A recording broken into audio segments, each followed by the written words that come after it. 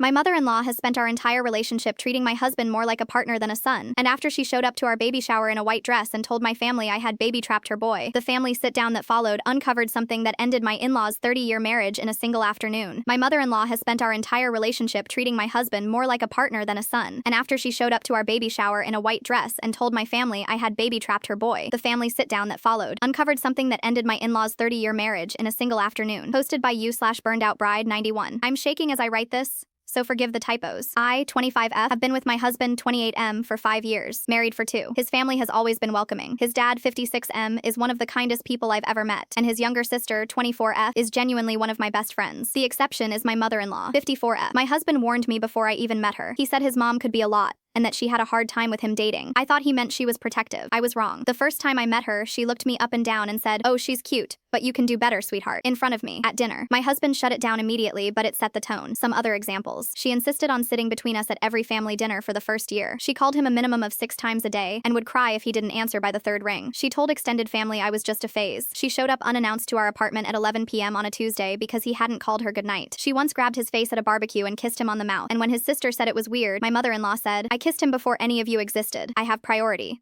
My husband has addressed every incident. Firm, clear, consistent. His father and sister back him up every time, but my mother-in-law always has the same line. "I'm his mother. No one will ever love him more than me." And because she says it with tears, everyone just moves on. After our engagement, things escalated. She wore matte black to our wedding, head to toe, like a funeral. My sister-in-law was livid. My father-in-law made her change into a spare outfit my sister-in-law had packed because she predicted it. She cried through the ceremony. Not happy tears. She refused to look at me during the mother-son dance and whispered something in my husband's ear that made him physically pull back. He wouldn't tell me until a week later. She said, "It's not too late, you can still come home." After the wedding, my husband set firm boundaries. Weekly calls instead of daily. No unannounced visits. No comments about our relationship. She mostly complied. Things got quiet. Now for what happened. I'm 7 months pregnant. My sister-in-law and I planned the baby shower together. My mother-in-law asked to help, and we let her handle the dessert table. She showed up in a white dress, floor-length, lace. My mother thought she was joking. She wasn't. My sister-in-law tried to get her to cover up, but she refused. I ignored it. I was not letting her ruin my day. Everything was going great until my mother-in-law cornered my mother and my 2 aunts near the gift table and told them, loud enough for half the room to hear, that I had baby-trapped her son. She said he confided in her that the pregnancy was unplanned and he felt pressured. Complete lie. We tried for 8 months. He brought up wanting kids first. My mother came to me in tears. My husband saw my face and asked what happened. When I told him, he went white. He found his mother in the kitchen laughing with my cousin like nothing happened. He asked her, calmly, if she told my family that I trapped him. She said, "Well, someone had to tell them the truth." My husband lost it. Not yelling, lost it. Cold lost it. He told her she was no longer welcome in our home, she would not be in the delivery room, and he was done making excuses for her. She started sobbing and physically clung to his arm, saying he was choosing me over her. He said, "Yes, I am." Every single time, she screamed. Not words, just a scream. My father-in-law came in and physically walked her out. As she was being taken to the car, she turned and looked at me and said, "You will never love him the way I do. Never." My sister-in-law drove me home because I couldn't stop shaking. My husband stayed to talk to his dad. I've been lying here replaying that sentence. What mother says that? Top comments. Commenter, not the jerk. She doesn't see you as her son's wife. She sees you as competition. That's not love. That's ownership. Congratulations on your girl and stay far away from that woman. OP's response. I've always felt that, but hearing someone else say it is making me cry. Thank you. Commenter 2. Your husband is a gem, but your MIL needs professional intervention. This is textbook enmeshment, and it will get worse when the baby comes. She will try to replace you as that child's mother. Update the next morning. My husband came home around midnight. He had a long talk with his father, and none of this was news. My father-in-law said that since our wedding, so 2 years now, my mother-in-law has been sleeping in my husband's childhood bedroom, not their master bedroom, his old room, his old twin bed. She told my father-in-law it was because of her back, but my sister-in-law confirmed the room is basically a shrine. His trophies,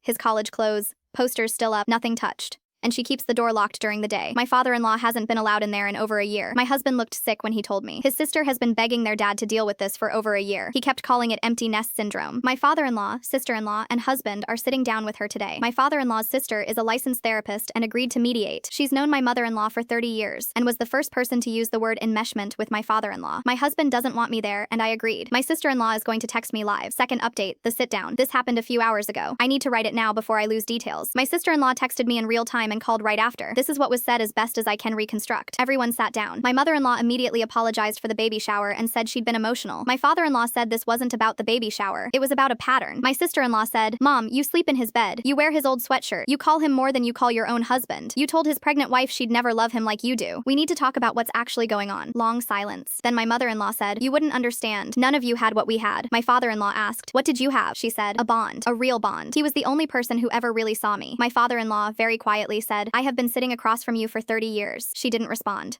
The aunt asked when she started feeling like my husband was the most important relationship in her life. My mother-in-law said, he has always been the most important. The aunt asked, more important than your marriage? My mother-in-law said, my marriage gave me him. That's what it was for. My father-in-law stood up and left the room. My sister-in-law went after him. She said he was standing in the driveway staring at nothing. While they were outside, my husband asked his mother what she whispered at the wedding. She said she didn't remember. He said, you told me it wasn't too late and I could still come home. What did you mean? She said, here, with me. Where you belong, he asked. And do what? She said. Be my son. He said, I am your son. That didn't change when I got married. She cried and said, it did for me. The aunt asked if she had ever had romantic feelings toward her son. My mother-in-law said, that's disgusting. But then she said, I just feel like he was supposed to be mine, like he was made for me. And she took him. The aunt asked, in what way was he made for you? My mother-in-law said, in every way. My sister-in-law came back inside. My husband was shaking. The aunt asked directly if she had ever wished her son were her partner instead of her child. Long pause. My mother-in-law said, I wished I had married someone like him. The aunt said, that's not what I asked. My mother-in-law said, I know. My husband asked about the room, why she slept in his bed every night. She said because it still smelled like him and it was the only place she felt safe. He asked about the locked door. She broke down and admitted she'd been keeping things in there. His old clothes that she wears, cards he made her as a kid, his cologne, photos of him she printed and framed that aren't displayed anywhere else in the house. She called it her space and said she didn't want anyone taking it from her like everything else was taken. The aunt asked if she'd be willing to enter intensive therapy. My mother-in-law said she didn't need therapy. She needed her son to come home. My husband said, I am never coming home. I have a wife and a daughter on the way, and you need to hear that. My mother-in-law said,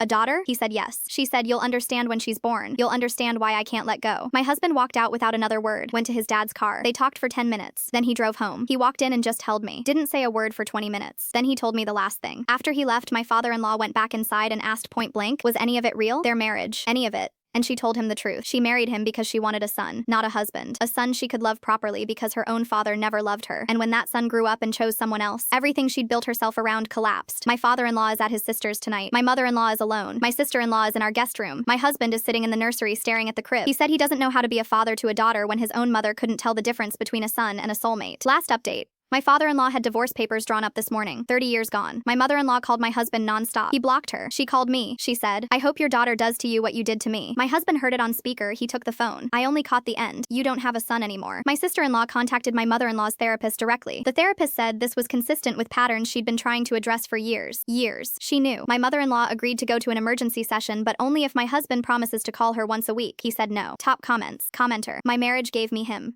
That's what it was for. I need to go hug my wife and apologize for every mother-in-law joke I've ever made because what in the actual hell did I just read? Commenter 2. That man sitting in the nursery staring at the crib broke me in half. He's going to be an incredible father because of how seriously he's taking this. Commenter 3. So the father-in-law just found out his entire 30-year marriage was a breeding program. I'm going to go outside and stare at a tree for a while.